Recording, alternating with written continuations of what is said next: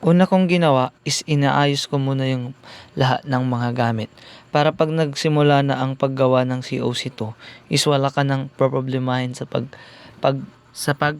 pag-aayos ng mga gamit. Kaya sa una pa lang is ayosin na nating lahat para wala na tayong problemahin pag inumpisahan na. And yun, yung cable is isasaksak natin through computer and sa router. And sa dalawang PC dapat magawa natin yan. And after naman nun is i-reset natin yung router. And ang pagre-reset naman is pindutin lang siya ng matagal. And pag ganyan na nawala na yung ilaw is alam mo na na-reset na siya. And pag umilaw na yan siya ng ganyan, pwede na.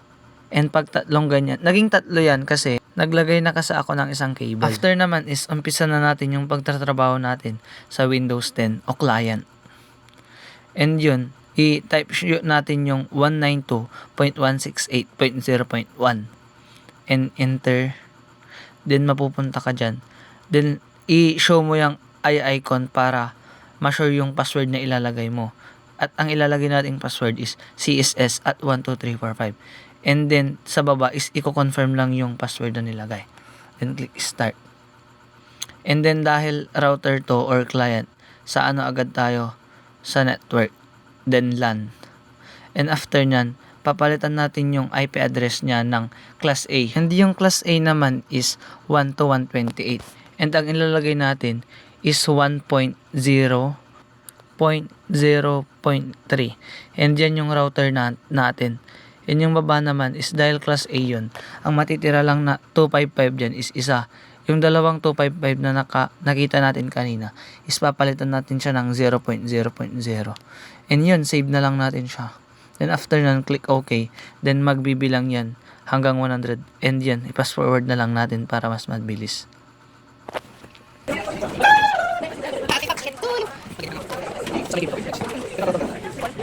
Pero kasi may isa. Wala, tako lang tanong.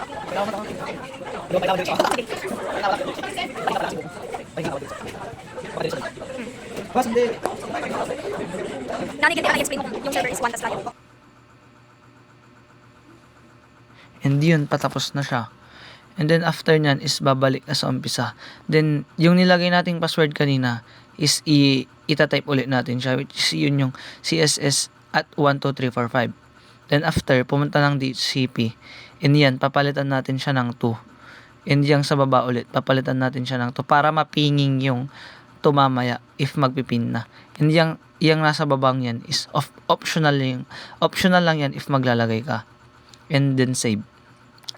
Then after, sa wireless, and papalitan natin yung name ng last name natin. And save.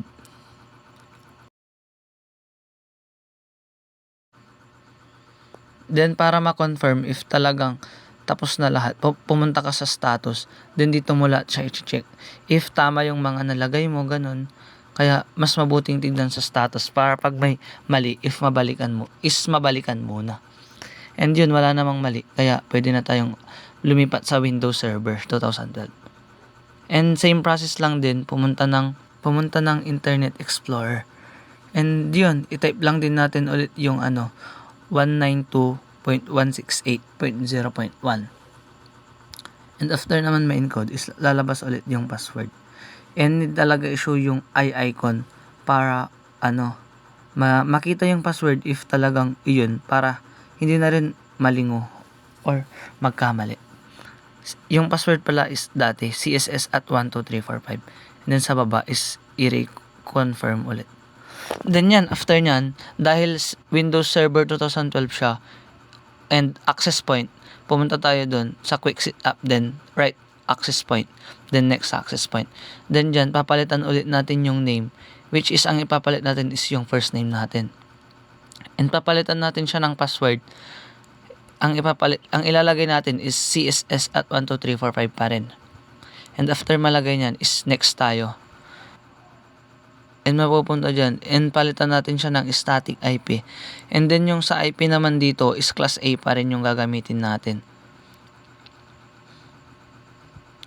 Kaya 1.0.0.4 naman kasi access point siya, kaya magiging 4. And then yung baba is matitira ulit yung isang 255 lang. Papalitan yung dalawa ng 0.0. And then next. Then dyan, i-confirm mo if talagang tama na yung mga nalagay mo. And pag tama naman is mag-finish ka na and magbibilang ulit yan. Fast forward na lang natin kasi matagal talaga yan.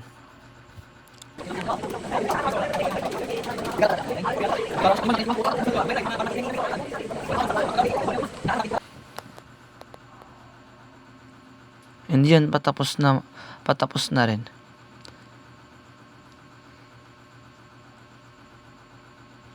And magiging ganyan yan. And pupunta tayo dun sa internet, right click. Then mapupunta dyan.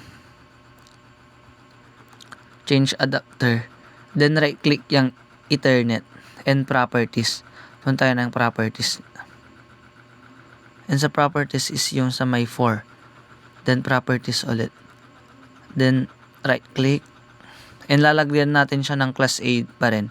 Which is ang ilalagay natin is 1.0.0.1. And right click. Then okay na natin yan. And after ma-okay nyan, is balik na tayo dun sa Internet Explorer. Then, yung nilagay nating IP dun sa access point, is iyon na yung isa-search natin, which is 1.0.0.4.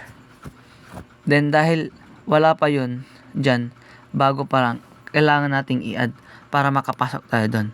And after ma-add is, mapupunta ka dyan and itatype mo yung nilagay mong password na CSS at 12345. And pag napunta ka dyan, tapos na.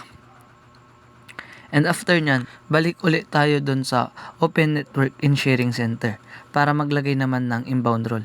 Pumunta tayo sa Firewall and Advanced Settings. Then sa New Rule.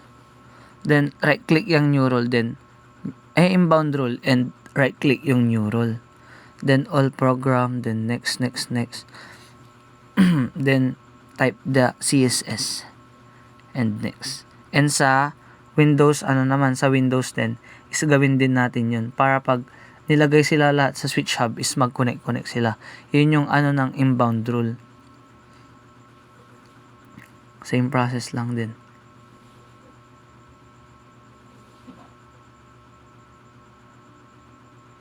And after naman yan malagay, is pwede na natin silang ipin.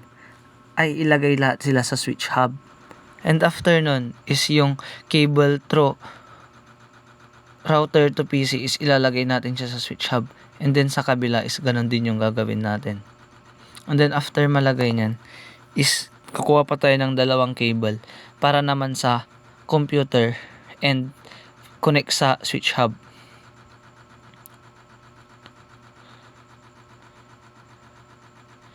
And sunod natin yung isa sa pang computer para maisaksak sa switch hub.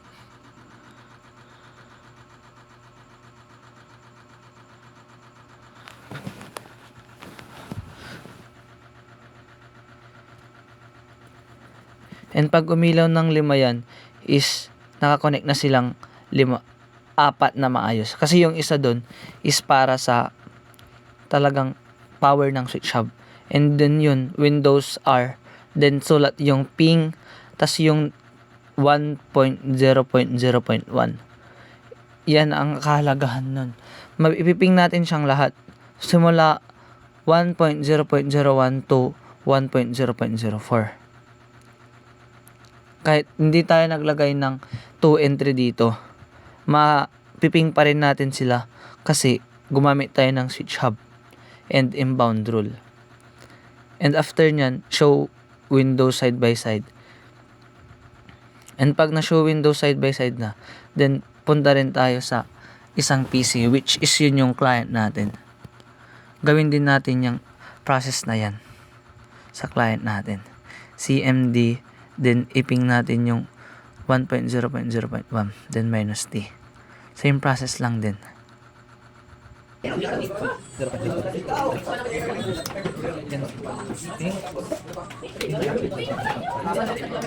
na niya lahat. Yun yung kahalaga ng download para magamit yung switch hub. Kasi kailangan po sa Windows by side.